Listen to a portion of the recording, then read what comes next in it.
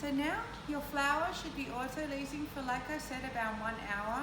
It is easier if you do have a mixer or a KitchenAid, but I'm just showing you really back to basics how to do it. So we have this resting here for 1 hour. Then we need to add a few things. So the first thing we need to add is some salt. The salt you can use around 15 to 20 grams, depending on how salty you prefer your bread.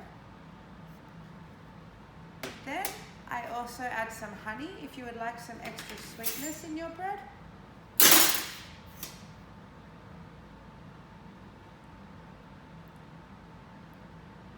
So as I said, honey is optional. Around 20 grams is nice. It'll give you a nice caramel color on the crust. Then we're going to add your sourdough. So here, some people recommend using 5% sourdough. When we say 5%, we mean 50 grams per 1 kilo. Some people like 10%, 100 grams. Some people like 20%.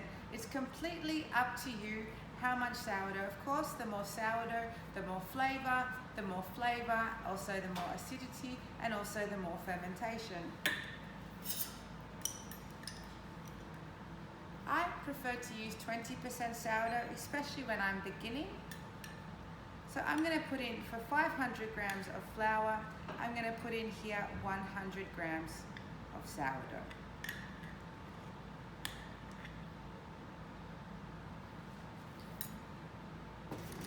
Once you've finished with putting your sourdough in here, you will need to give another feed, and then of course you can keep in the fridge if you don't feel like baking the next day, or you feed and you leave out and you continue this the following day.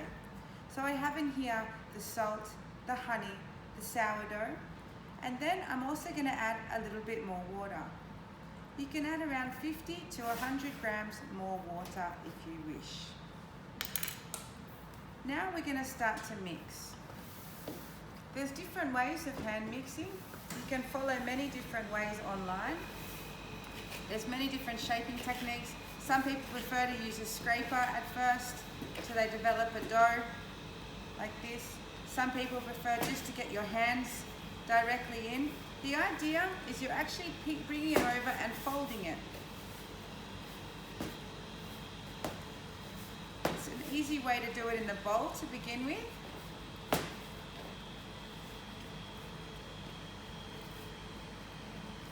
Once you've finished with it on the bowl, you can actually put it here onto the bench.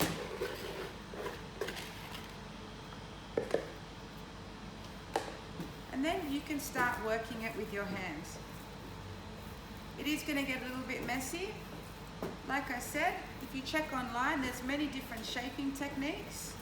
This is just one way. I like to push and then I fold it over. Now you need to keep doing this for around 20 minutes until you get a really, it'll get sticky, it gets a little bit messy. That's fine. Try not to use too much flour. If you need to, you can sometimes put a little bit of oil on the bench. That also helps.